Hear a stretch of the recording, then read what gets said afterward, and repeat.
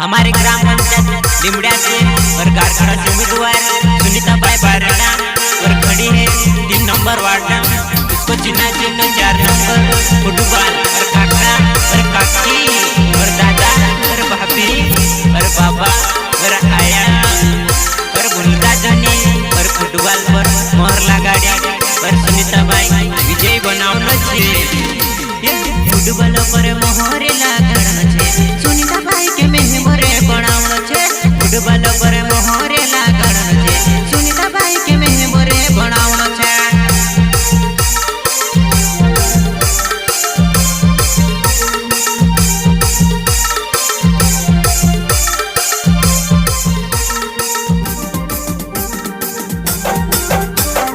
ग्राम पंचायत लिमड़िया सी कारखड़ा में 3 नंबर वाटा मारे 4 नंबर बटन तुम बोलता जो सुनीता बाई के मेहमरे बनावनो छे।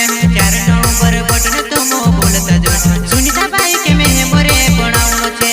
सुनीता बाई के मेहमरे बनावनो छे।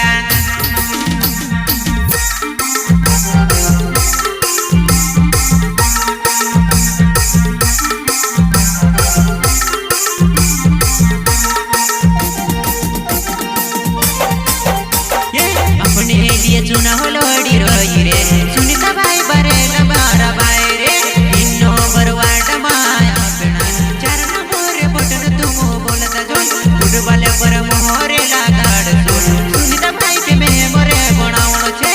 फुटबॉल पर मोहरे लगाड़ जो सुनीता बाई के मेहमरे बनावनो छे।